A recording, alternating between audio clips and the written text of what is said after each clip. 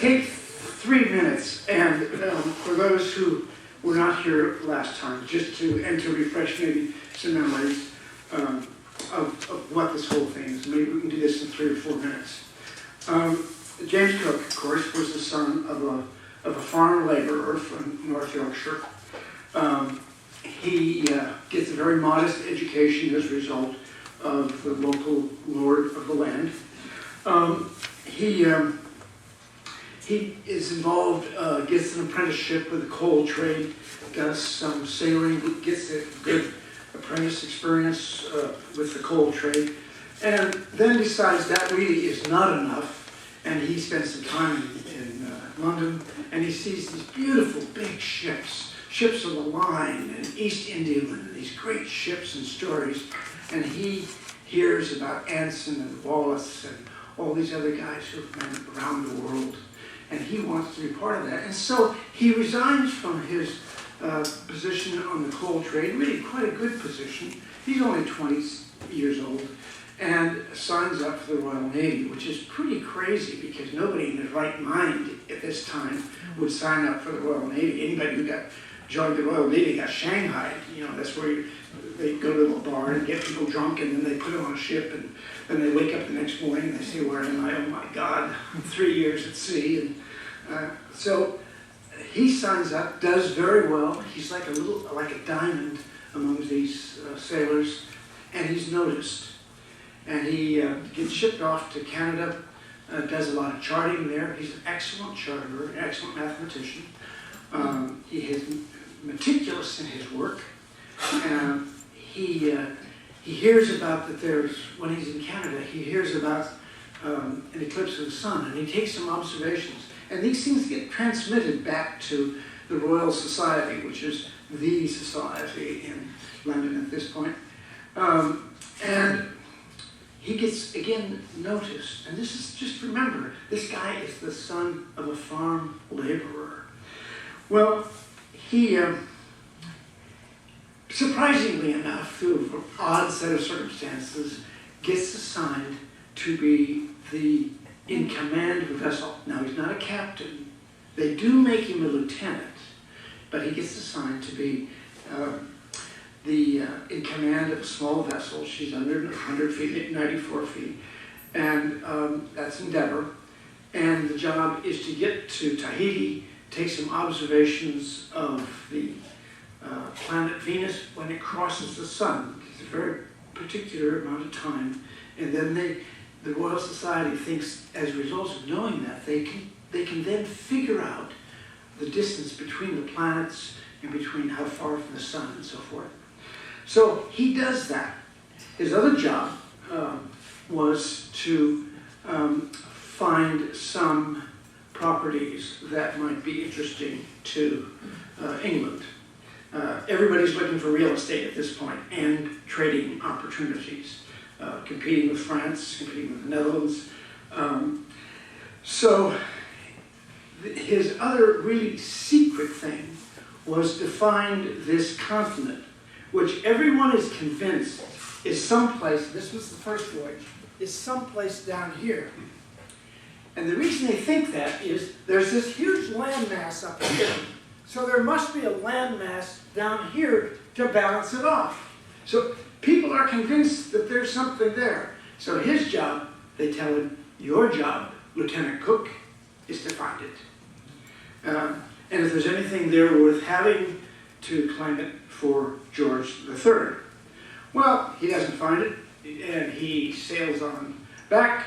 In the process of doing that, he discovers the east coast of New Zealand, claims New Zealand for the crown, comes on, bumps into what we now call Australia. It was then called New Holland.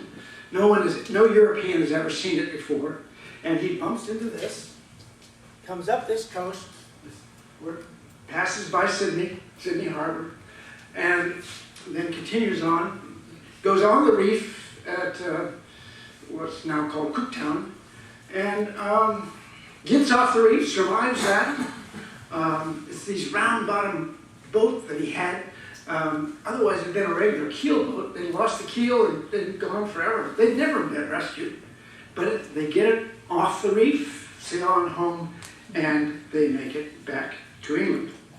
So that, in short, is the first voyage of James Cook. With him on this voyage was James Banks, and Joseph Banks, sorry. And Joseph Banks was a very wealthy young man who came with Cook and actually contributed a great deal, because he collected all these animals and specimens and plants that England had never seen. He brought all this stuff home. And really, it was really quite a triumph. He was an amateur but polished botanist. And so it was a very successful thing. But when Cook returned, which was July of 1771, it was like Cook had almost nothing to do with the voyage. All the headlines screamed, "Joseph Banks is home from his trip around the world." And so Cook gets almost no credit, and he doesn't care. So that's, now things unfold fairly rapidly. Within a month of this return, having been away nearly 3 years, sailing for 3 years. I mean, 3 weeks is a lot of time around here. Particularly if you're sailing with 94 other people, which is about 1 foot per length, 1 person per foot on the boat. And you gotta feed them all too, and they drink quite a lot. So anyway, he is back, and he is now made a captain thanks to Lord Sandwich. Yes, in fact, there was a Lord Sandwich. And he is committed to providing the leadership of yet another voyage. This time, there would be 2 ships, and Endeavour is now retired. So there's a new ship, Resolution, for Cook, and another ship called Adventure, which doesn't yet have a captain. But Resolution is not just a larger version of Endeavour. She's a full-rigged ship with 3 masts, square-rigged. The great, oops, we lost something. John, we might need your help here. We're not out of the woods with this business, are we? But the nice thing about this ship was the great cabin aft, which was the captain's cabin, was far roomier. It had a big 7-window apartment back there. Decks were more roomy, accommodations were better, storage was better. Everything was good. She's 110 feet, so about 15 feet longer than the old Endeavour. She's 35 feet wide. And they're going to have 118 aboard. Last time, remember, they had 94 aboard. Well, what was the purpose of this one? Well, the year is 1772. 4 years before you know what. And so, at this point for England, North America, Canada, and the colonies are pretty secure. So, what is clear is that the southern hemisphere would offer the greatest prospect for discovery. So, Bougainville, for example, for the French, claimed that he had been in Tahiti first, but that wasn't true. Wallis had been there first for the Brits. So it became ever more important for the British to reaffirm what they had already found as theirs. Well, of course, they eventually lose it to the French anyway, but the other reason for this trip was to, you won't be surprised, could you go back and see if you can find that darn continent one more time? So there is this preoccupation in Britain with this mythical continent. Nobody uses the word mythical. They talk about it as if it's a real thing. Now, they're not talking about Australia. They're talking about something else. Something between Cape Horn and New Zealand. Well, so, Cook, I'm going to read you just a line of his. Cook himself is a skeptic. He says, "I think it would be a great pity that this thing, which at times has been the object of many ages and nations should now be finally and wholly cleared up, which might be very easily done in one voyage without either much trouble or danger or fear of it. He talks like he's going to circumnavigate Catalina. And here he is going to the South Pacific in areas that nobody has ever been. So he avoids going to Rio on that, like he did on that first voyage, and he avoids going to Batavia. This time he chooses to sail around the world this way. So there were huge delays in getting away, due almost entirely to one person, and you will not be surprised who that person is, Joseph Banks, who is now age 30, a little more mature, not too much more mature, however.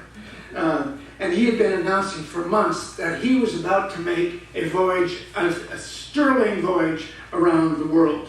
No mention of Cook, of course. The voyage was known as Banks's voyage. And this time, Mr. Banks said, I'm taking 15 people, including my servants, my secretaries, horn players, and all their accompanying baggage and so forth. Well, Banks could be engaging, but he could also be very childish, and he could be very tiresome in his demands. And Cook tries to stay away from all this.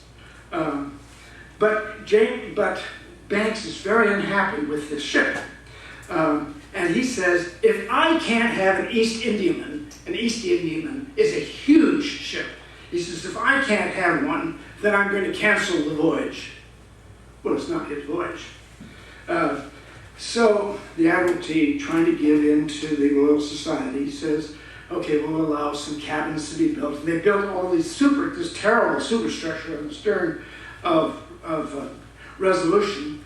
And Resolution is sea trialed on the Thames River, and she nearly capsizes. It's so terrible. And so the Admiralty says, that's it, we're taking all that stuff off, take it or leave it. And Banks now demands a 44-gun ship of the line, which is a really huge ship. And finally the Admiral says, that's it, we're not doing that. And Banks stomps away, and that's the last we hear of it. And it was a shame because he really had a lot to offer, and it could have been a great trip for him. But he fumes and storms away and makes a big fuss, but he's gone. And, can you think how glad James Cook is? So Cook selects a guy named Tobias Furneaux. I love that name, Tobias. Cook, by the way, is 43, Tobias, only 37.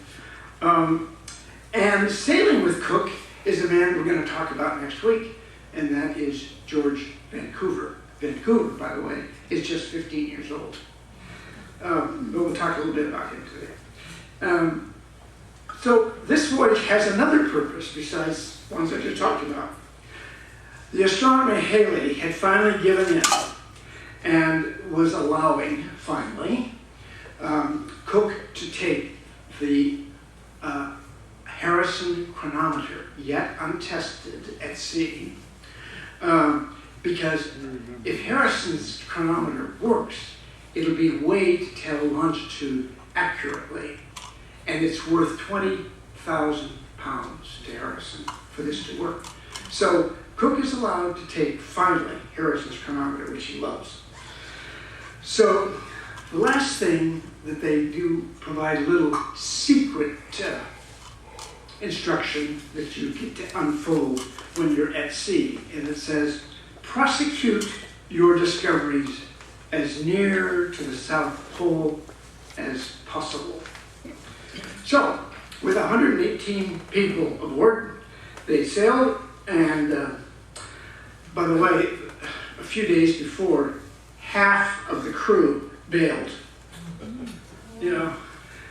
But it's easy to round up people. You just get them drunk and drag them aboard, and so they fill the complement, but half of them had gone. They're not heroes, these guys. They don't want to be there. So anyway, they do sail. and they sail across right down the coast, and they end up in, this is Table Bay in Cape Town. Everybody's healthy. Remember, Cook is one of the really champions of beating scurvy, and he's successful. Everyone is healthy. Then they go, this is what Cape Town, of course, was then Dutch, and so that's really kind of what, that was their hangout. That was their kind of Dallas-Fort Worth hub for the Dutch. Then across the Indian Ocean, they go through some horrendous gales going through the southern part of the Indian Ocean. They get fresh water from icebergs.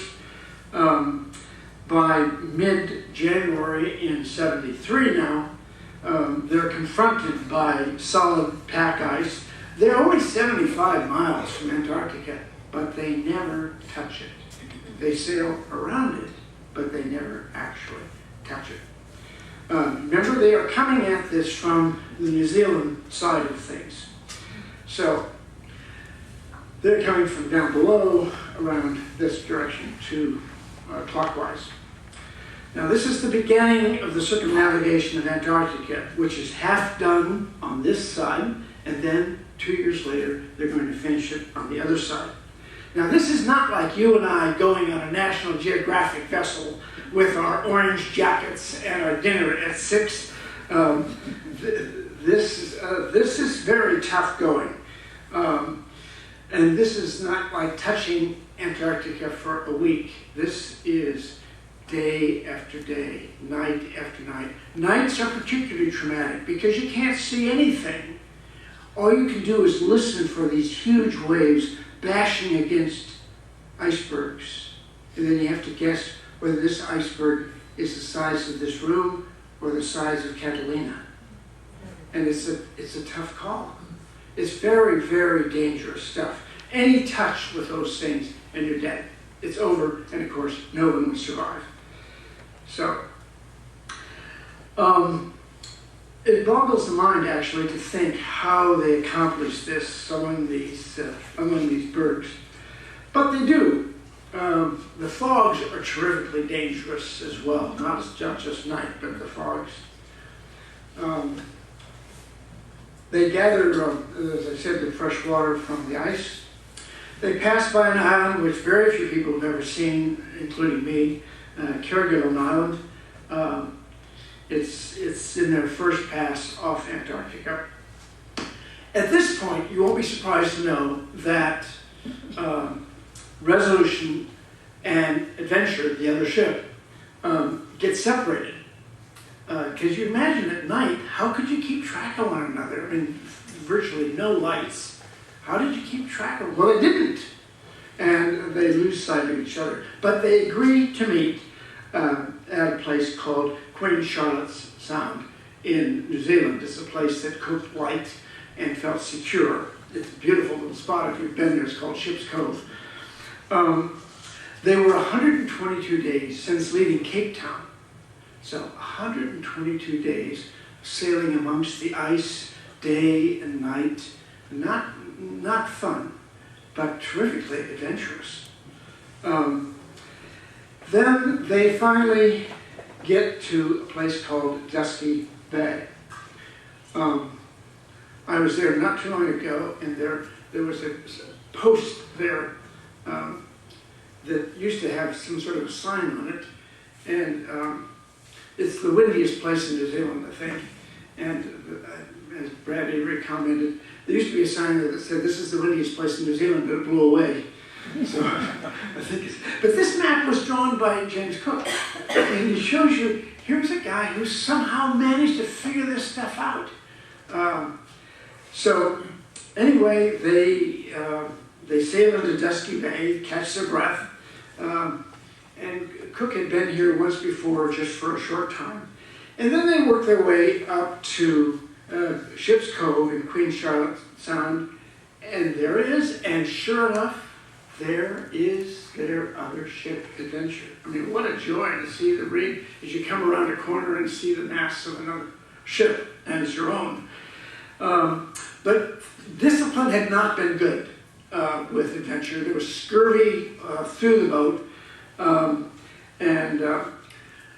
Tobias Furneaux would like to kind of, it's a lovely place, and he would like to kind of settle in there for a couple of months, and and Cook says, not in your life. We're going back to sea, and we're going to sweep east of the Society Islands, east of Tahiti, and see what we can find. That's our job. That was the direction of the Admiralty, and that's what we're doing. And then we're going to go back to New Zealand after we do that. So they do that. And then they come back to Tahiti, and there's the usual thieving that goes on, and sort of trading experiences. And then both ships set off for New Zealand via Huahine and via Tonga, and they head for the top end of New Zealand. And if you've ever been at the top end of New Zealand, New Zealand is called the bottom end, by the way. When it's blowing up there, it can be horrendously dangerous. And it was for Resolution and for Adventure. And so they're up there bashing through these huge seas. It's very, very dangerous. And they lose sight of each other again. And it's very ugly going around the top of that corner.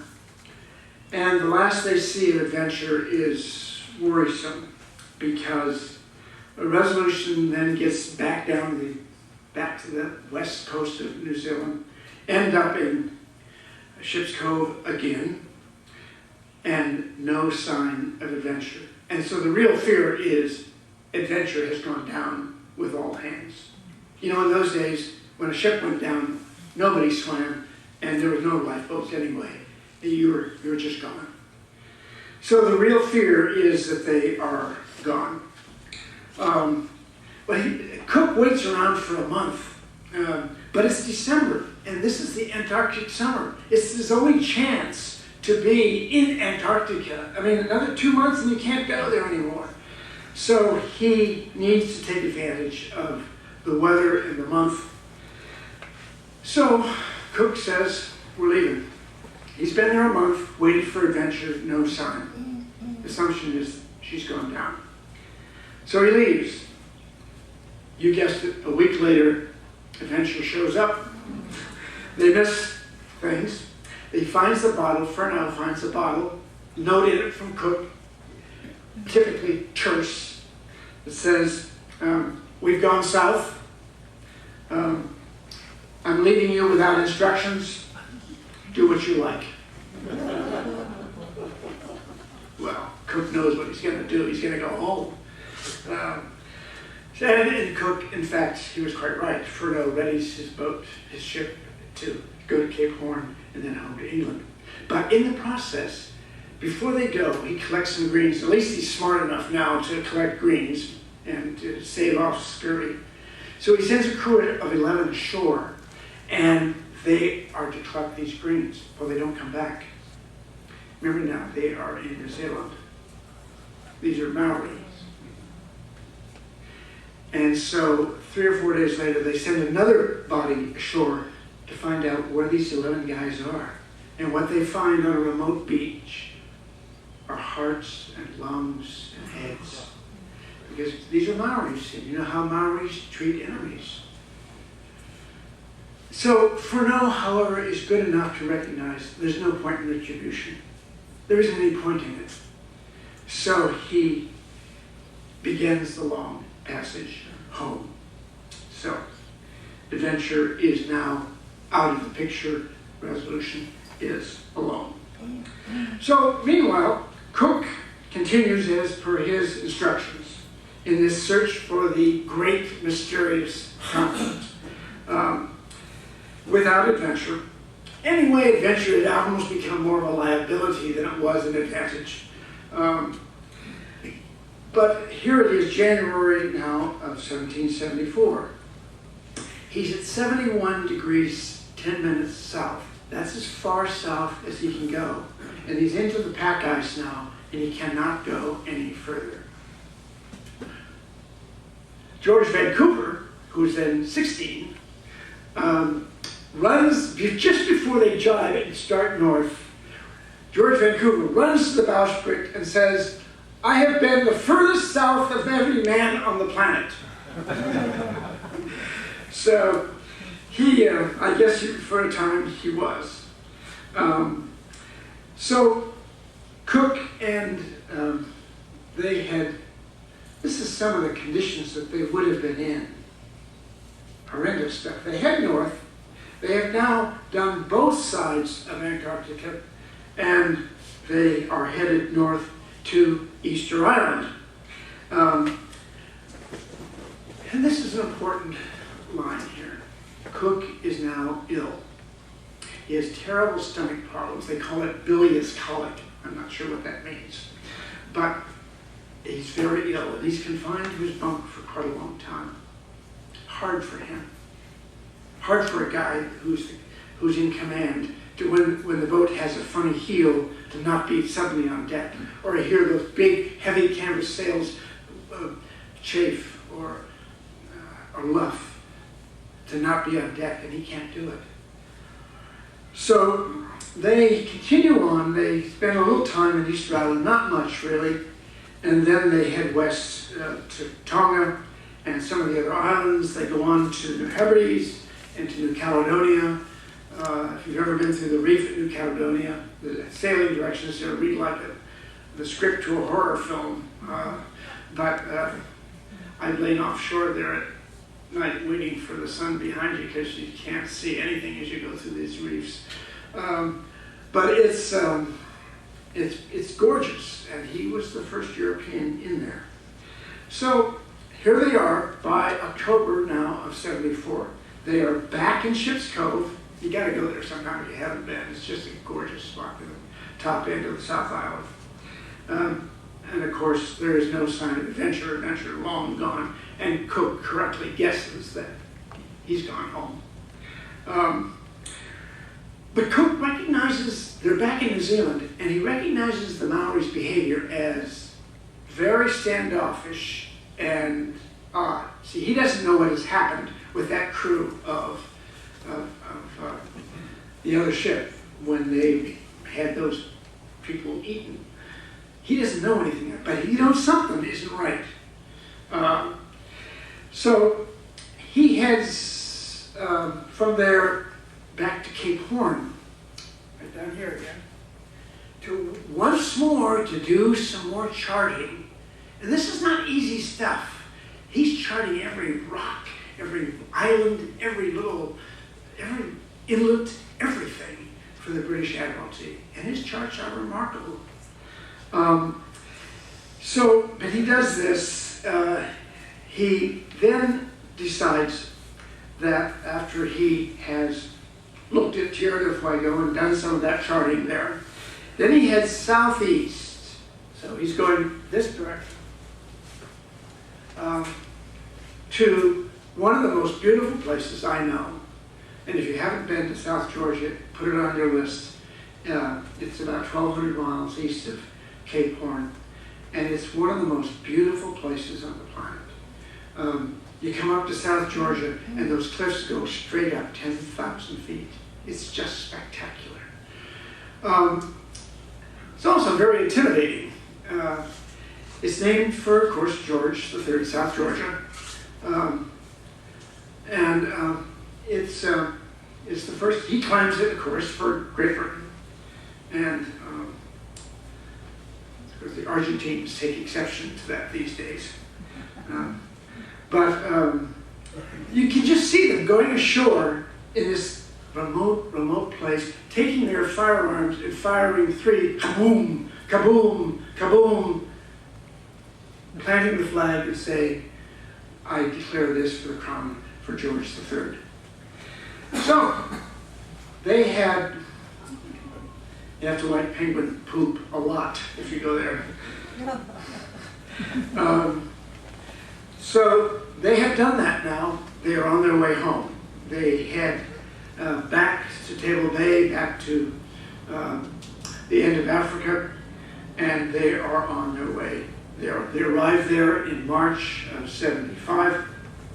Let me read you one line. There's a hint, a of weariness in Cook's log. He says, "I have now done with the southern Pacific Ocean, and I flatter myself that no one will think that I have left it unexplored or that more could have been done in this voyage."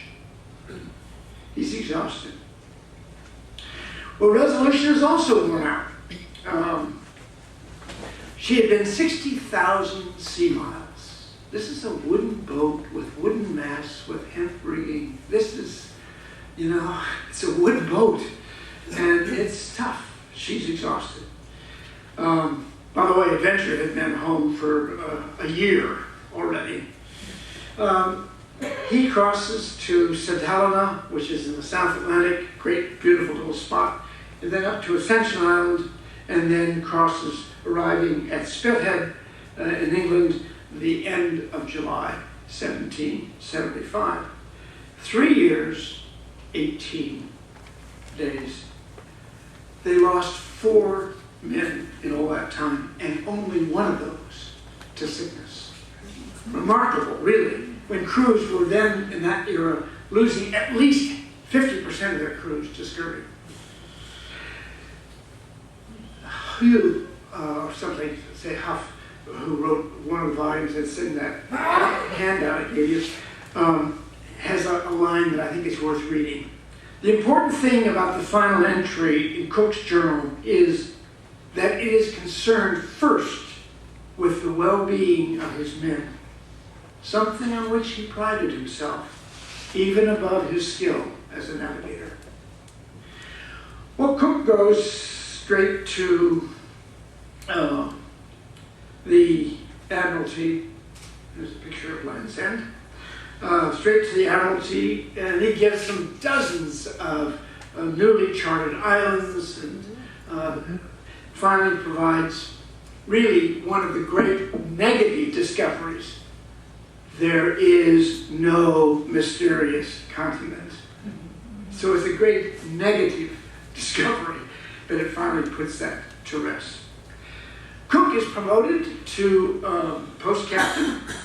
His commission was handed to him personally by George III, and Cook hands him a whole series of maps and charts of hitherto unknown places. So it's quite a dramatic moment. He comes home to Elizabeth, remember his wife, Elizabeth Bass. She has 2 surviving boys. They had 5 children altogether, 3 of whom had died. And it was agreed by the Admiralty that Cook had done it. He had done a tremendous job. He wasn't well, and he was assigned to a pension and kind of in charge of the hospital at Greenwich. So Cook, just remember, this is this guy who came as a laborer of the land. He's elected to the Royal Society. Well, it's almost unthinkable that a guy like this could be a member of the Royal Society. I mean, he could be with Joseph Banks now. How humiliating for Banks, huh? Yeah. So, what was left for the British to explore? Well, there was this one thing. There was talk of a northwest passage from the Pacific to the Atlantic, or vice versa, across the top of North America, which would be finally, of course, a shortcut to the Orient, between England and the Orient. And surely some passage existed, didn't it? Well, who would find it? Well, during the winter of 75, 76, Cook, by the way, doesn't like to write. He has beautiful handwriting, by the way. You look at this log, beautiful handwriting. It's a little hard to read because his F's always look like S's. It's hard to struggle. But his beautiful hand. But he doesn't like to write, but he writes his journals. And it doesn't come easily to him. Then he's having a dinner with Admiral Palliser and Lord Sandwich. And after some lengthy discussion about who might lead such a voyage, Cook suddenly stands up and says, "If so commanded, I will do it." Well, what Palliser and Sandwich should have done is said, not on your life. And they didn't. Instead, they applauded. And that was a huge mistake on their part, because he was not a well man. So, what happens next is Cook, this time, there would be two ships, Resolution and Discovery. And Charles Clerke, C-L-E-R-K-E, would be Cook's choice to command this other ship, Discovery. Now, Cook's sailing master, now this is sailing master doesn't mean captain. Sailing master means handling the lines, the ship's lines, the ship's sails, the anchoring, all that hands-on stuff. That's the sailing master. And the sailing master would be William Bligh. Now, William Bligh, at this stage, was in his early 20s. He'd only met Cook once. Cook thought he was okay. During the interview, his hasty temper and his impatience and his intolerance are hidden from Cook, and so Cook says that he's fine. And he had recommendation of Lord Sandwich, so Cook says, all right. Well, I should mention that several of other Cook's officers were, they were not steady people either, which probably added to the unevenness of Cook's command. But Discovery, the other ship, led by Charles Clerke, he kind of becomes a hero of mine in a way. It's the smallest of Cook's ships. Discovery has only 70 officers and men aboard, so it's quite a bit smaller. Now, as they begin this voyage, it's important to note that the Spanish, they have gone up here. Nobody knows quite how far they have gone up. Actually, I'm going to talk about that next week too. And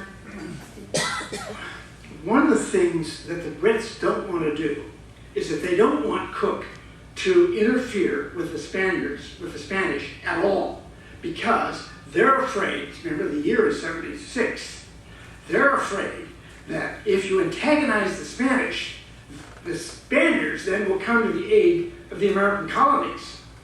So do not antagonize the Spanish. Stay away from them. You can go up to what the Brits called New Albion, which was their Latin term for this area up here, northern, the Oregon coast, Washington coast, New Albion. So that's Cook's job, is to go north, but to stay out of Spanish territory. Now, the year, of course, is 76. So here is Cook about to depart, and here are all these warships departing with him, but they're going to the colonies. Warship after warship after warship, full of mercenaries, headed for the American colonies to put down the revolution. So it's a kind of odd time for Cook. I mean, here he is supposed to be doing this great adventure, and it's in the middle of Britain going to war. So Cook is ready nonetheless. He just wants to go. He just wants to get out of there. So they do. There are many buts to this voyage. Charles Clerke, my guy, who is the skipper of the Discovery, is imprisoned, is taken from his ship. They're about to sail. He is taken from his ship and put in prison because his brother had accumulated some debts, and his brother had sailed off to the Caribbean, and so they grabbed Charles Clerke and put him in debtor's prison. So here's Cook's other skipper in prison, and even Lord Sandwich can't get him out of it. So this is really a problem. So Clerke is imprisoned into this vile, stinking prison for weeks and weeks. But by the end of July, Cook is on his way to Cape Town. Clerke, I prefer to think that he He either bribed or he simply escaped. I like to think he escaped. And he races down to Plymouth, jumps on the ship, and is out of there. And so, happily, Discovery sails pretty fast. And so, the only direction from Cook is there's a message from Cook that says, "Follow me to Cape Town." Sounds like, "I'll see you in Avalon," you know. So off they go. And they do, in fact, meet up in Cape Town, and here at the Cape of Good Hope. You remember, it used to be called the Cape of Storms, but they decided that was too ugly a name, so they changed it to Cape of Good Hope. So Clerk is safe, but not really. What he couldn't escape from now was the seeds of his disaster, and that was he acquired in prison tuberculosis, and that was eventually going to catch up with him. He got away from his brother's deaths, but not tuberculosis. Well, so they do meet up in Cape Town. It's November of '76. Then they go on to Kerguelen Island, and then on to the bottom of Australia. And they, by the way, it's almost comical. They pass by all these horrible little sub-Antarctic islands, and they name them Point Palliser, Cape Sandwich, Point Charlotte, Cape George, and all of them sub-Antarctic nightmares. I mean, it's hardly a great tribute, but, you know, not particularly flattering, but nonetheless, they named all these things. He stops in Van Diemen's Land, of course, which we know as Tasmania, which he thinks is still attached to Australia. So they go on from there, and they do anchor for a time in then called Van Diemen's Land, as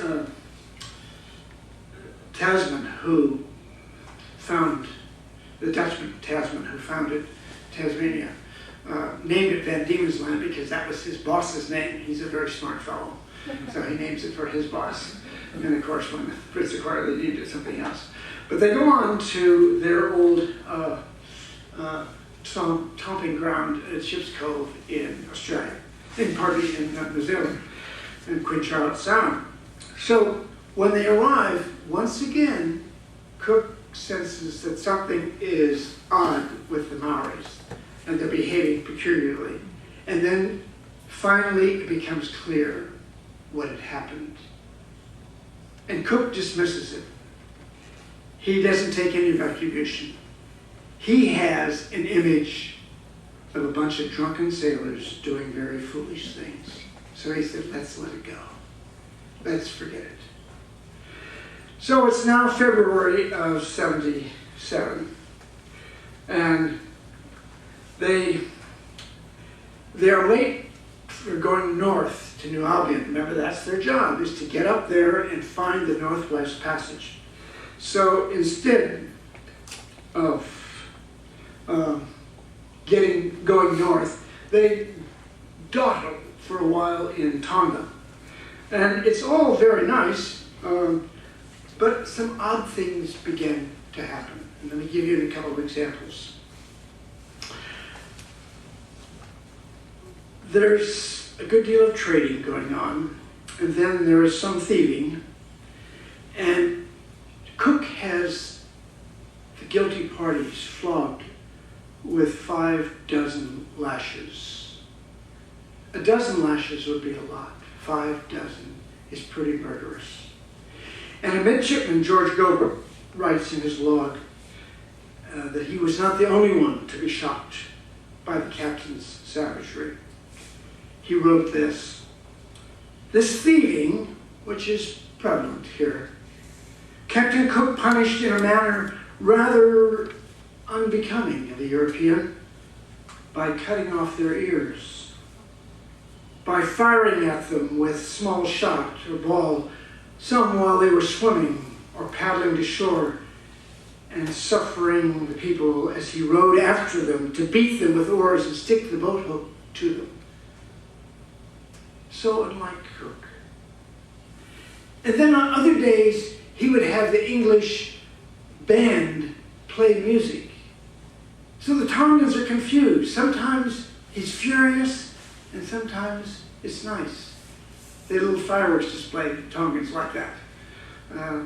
But it's an odd time. And the officers and the men are confused too.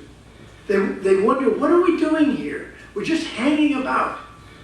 They had everything they need. They had food, they had water, they were ready to go. Why not go on to Fiji at least? Where was the old curiosity of Captain Cook who looked for the next horizon? It wasn't there. So instead they return to Tahiti. Things don't go well. No one knows why they're there. Cook does not have any confidence. He doesn't even really talk to Clerk much. So they're back in Tahiti, and Cook falls into one of those rages again, and he punishes the natives for a goat that gets taken from the ship. Cook has a whole lot of houses burned. He has canoes that took ages to make burned. And then finally the wretched goat gets returned. And they had been astonishingly cruel and destructive manner. And let me read you one line from Cook's journal. He says, "This whole rather unfortunate affair could not be more regretted on the part of the natives than it was on mine." And that midshipman who I quoted earlier writes, "I can't well account for Captain Cook's proceeding on this occasion, so different from his conduct in like cases in previous voyages. When a stowaway is discovered at Huahine, Cook orders his ears to be cut off, but the kid escapes before that can happen. So it's December now, and they're still in the South Pacific, having missed one Arctic summer, and they're about to miss another one. And no one can really figure out why they're still hanging about. It's lovely, but there's no reason for staying there.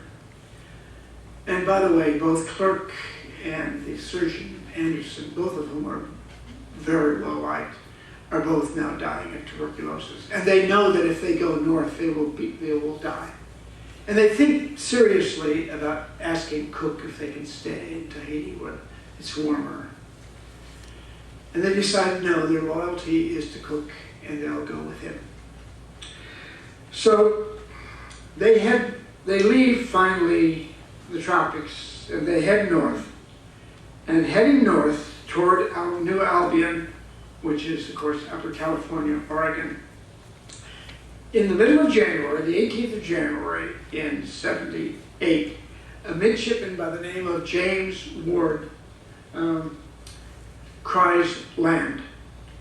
And there is a long volcanic land, not a little reef, but it is Hawaii. And they anchor and they paddle. People paddle out, of course, in complete disbelief of where these ships could come from.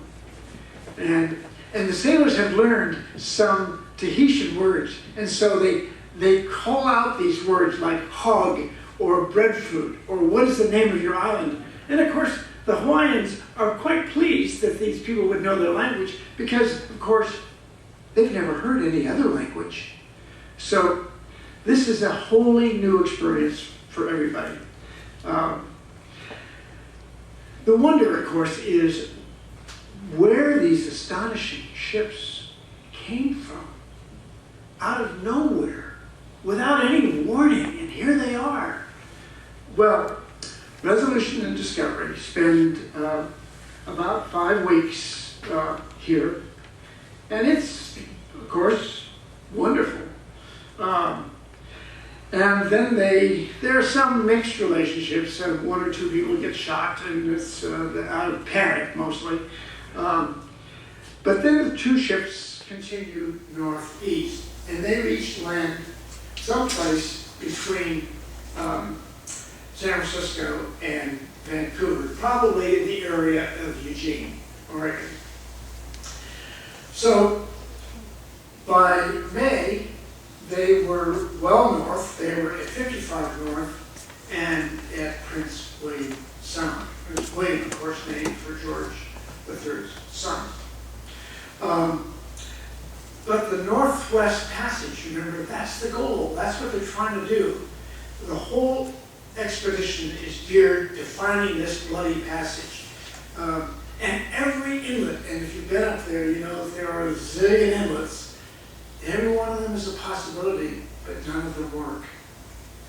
So Cook is once again behaving very oddly. And it's almost as if he's at the end of his tether. He would be ultra cautious and then wildly reckless in the fog and in the night and blowing hard. I don't know, I hope it's not apocryphal because I love this line. Clark was heard to dryly remark one night after they very narrowly escaped breakers and a disastrous shipwreck. Very nice pilotage, considering our perfect ignorance of our situation and the total darkness which prevented our attaining any knowledge of it. Well, throughout the voyage, you admire Clark's humor, his certainly superb seamanship. He's universally liked by everybody. You come away almost wishing you had known something like this. The surgeon, Anderson, who also had TB, dies, and that's a bad moment. Well, Clark and Cook are blown to the middle of the Bering Strait, and in August of '78, they are now 70 degrees north, which is about where they were 70 degrees south in Antarctic in the previous voyage. They could no longer go any further forward. The ice prevented that. Well, food is getting short, and the men find walrus. And so they kill some walrus, and they set about to kill quite a few of them. But it turns out walrus tastes terrible. And the word that's used descriptively over and over is disgusting. And they drag the walrus astern. They try to get rid of the blood. They try to get rid of all of the smell of it. But Cook falls into one of these rages again. And he says, if you do not eat the walrus steak, then you are on water and ship's biscuit and nothing else. Cook comes closer to a mutiny than he ever has before. Well, Cook does some odd things. They're way up in Prince William Sound, way up now, and he suddenly announces that they would, instead of trying to find the Northwest Passage, they would try to find one over Siberia. Well, had he lost his mind? They had just come from the pack ice, where the pack ice was advancing 15 miles a day. It's the beginning of winter. It's September in the Arctic, and he wants to go above Siberia. Well, then, in a rage, he decides against it. And he then decides that he will go south and back to Hawaii. Cook has a birthday, by the way, probably barely noticed. He just turned 50. So they're back in Hawaii. Cook, the crew can't be disappointed. Cook, once again, loses his temper. And I hope you see the great difference in this man from where we were in that first voyage. He loses his temper over a small issue, and he cuts off the grog. And these are his words. In future, you cannot expect the least indulgence from me. It's a very mean-spirited thing. Well, Cook goes to shore at Galakua Bay, and he is hailed as Orono. And of course, then, as many of you know, they had a superstition that one day this god named Orono would appear in a great canoe, and representing a great season of abundance. And here arrives discovery and resolution. Perfect. Perfect as per the story, as per the time. So the coincidence is almost beyond belief. No European had ever been there. Well, there are lots of ceremonies, lots of gift giving, lots of feeding. They were even prying the nails out of the bottom of the ships. So both sides are wearing thin in all of this. And then Cook announced they would be leaving soon. Well, the chiefs, of course, are not disappointed. They had been there about 3 weeks, and then in February of '79.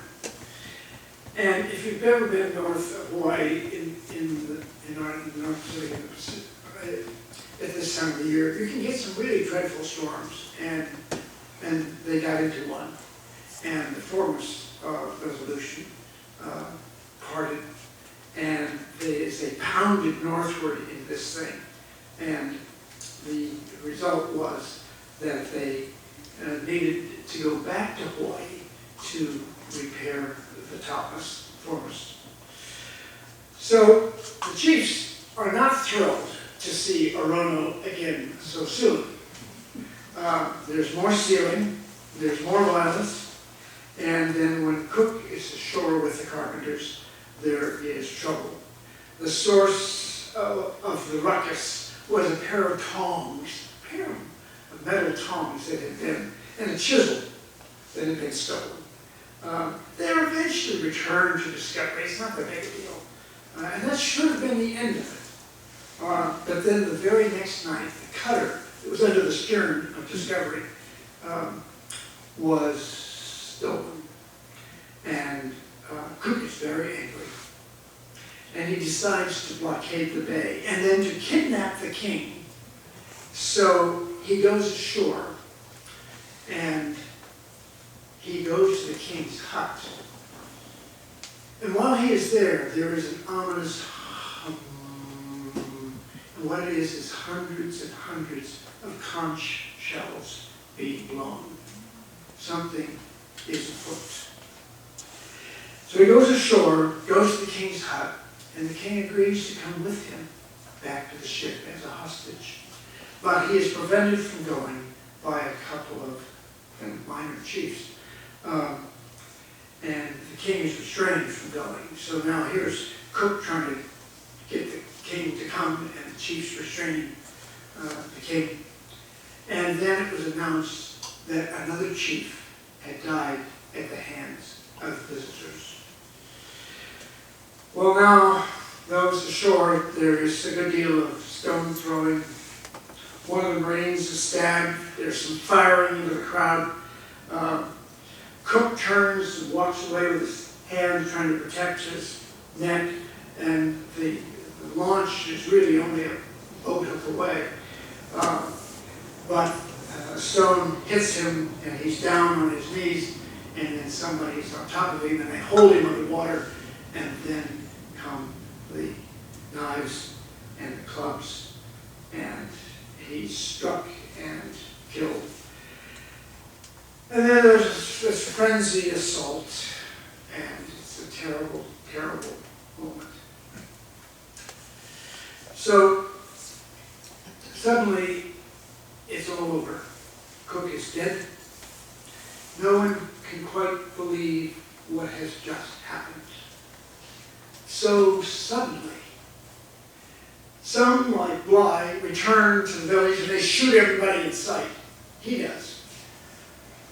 What's really important is to get that bloody half-finished foremast back to the ship and get out of there. And so they do that. They get back, get the ship's foremast back in the launches and get it back to the ship. And by noon, nothing is left ashore except Cook's body and the bodies of the 4 Marines that were killed with him. Clerk makes it clear to the chiefs that there can be no peace until Cook's body is returned. And what was later delivered that day was a package, a very carefully wrapped package of black and white feathers, a mourning symbol, that contained Cook's hands and thigh and arm bones, and there's no flesh left from the fire. Well, Cook is now the leader of the expedition. Clark is now the leader of the expedition, of Cook's expedition, and a resolution. And on the 29th of the month, February 1779, I want to read you what he said. I had the remains of Captain Cook committed to the deep, with all the attention and honor we could possibly pay it in this part of the world. At 5 o'clock, both ships hoisted ensigns and pennants half-staff and crossed all the yards. At 3/4 past the hour, Resolution tolled her bell and fired 4 10-pounders at half-minute intervals and committed the bones of Captain Cook to the deep.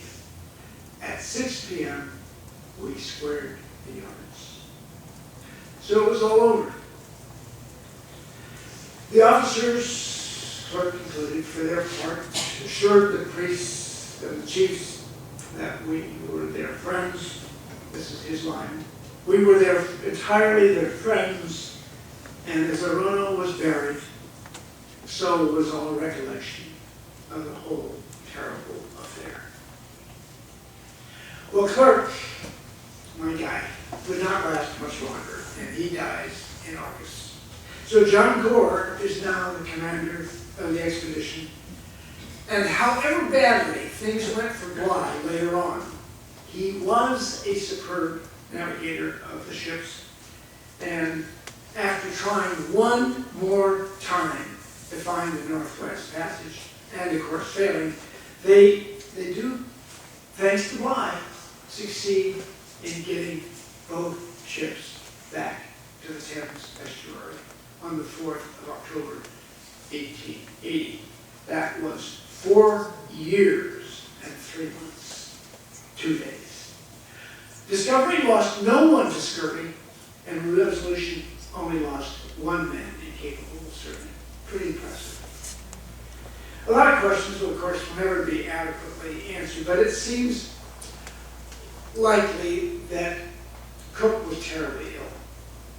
And likely it was this intestinal infection that began really, as we talked a little bit earlier, in the middle of the second voyage. What we know for sure is Cook was an entirely different man at the end of the second voyage and the third voyage, certainly. 11 months had passed, by the way, before news of Cook's death reached London. It'd be more like 11 seconds today. Mrs. Cook, who had been married Cook, James Cook Jr., back in 1762, had barely spent 4 years together with him. She had 3 surviving sons, but they didn't survive. Nathaniel died at sea when his ship went down in a hurricane. James, the eldest son, was also lost at sea, and the youngest, Hugh, died of scarlet fever at Christ College, Cambridge. But Mrs. Cook survived her husband by 56 years. For most of her widowhood, She had the company of Isaac Smith, and that name may ring a bell because that was her nephew, whom you may remember was the first guy that Cook let go ashore in Australia. So she keeps her faculties to the end. She has a dinner party every afternoon, every Thursday afternoon at 3. But what a legacy her husband had left. I mean, here is this guy, the son of a Yorkshire farmer, becomes the most famous navigator in history. He accurately defines coastlines and islands from the Arctic to the Antarctic, all over the world. The collection of plants and animals, civilizations, New Zealand, the whole east coast of Australia, the northern coast of North America, hundreds of islands, civilizations, the whole thing. He's an extraordinary man. And I think, finally, to say that the epitaph couldn't be better than the names of his 4 ships: Endeavor, Resolution, Adventure, and Discovery. And that's the end of the